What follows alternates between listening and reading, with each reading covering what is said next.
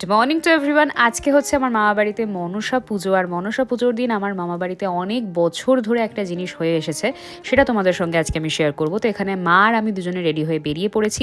আজকে আমি এই শাড়িটা পরেছি, এই শাড়িটার নাম যে যে ঠিক বলতে পারবে তাকে কিন্তু কালকের ব্লগে আমি শাউট আউট দেবো। যদি শাড়িটার লিঙ্ক চাও তাহলে ইনস্টাগ্রামে অলরেডি লিঙ্ক দেওয়া রয়েছে শাড়িটার, অবশ্যই সেখান থেকে গিয়ে চেক আউট করে নিতে পারো। এই যে আমার পুচকুসোনা, ওকে দেখে একটু আদর করে নিলাম, তারপরে মাকে আর মাসিকে দাঁড় করিয়ে কটা ফটো তুললাম। মায়েরা তো ফটো তুলতেই চায় না, খুবই স্বাভাবিক, তোমরা জানো, হয়তো রিলেট করতে পারবে। ছোট থেকে এই একটা দিনের জন্য সারাটা বছর ওয়েট করতাম, জানো তো। যেমন সারা বছরে একবার দুর্গাপুজো আসে, উনি মামা বাড়ির বাৎসরিক এই মনসা পুজোটাও যেহেতু একবারই হয়, তাই সকলের সঙ্গে যেহেতু একদিনই দেখা হয়, প্রচন্ড মজা হয়, হই হুল্লোড়ে কিভাবে যে একটা দিন কেটে যায় বুঝতেই পারি না।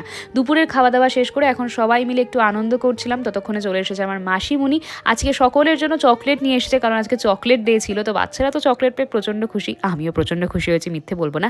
এখানে একটা জিনিস হচ্ছে, এটা কে বলতে পারবে ঠিকঠাক করে, দেখি গেস করো তো তোমরা।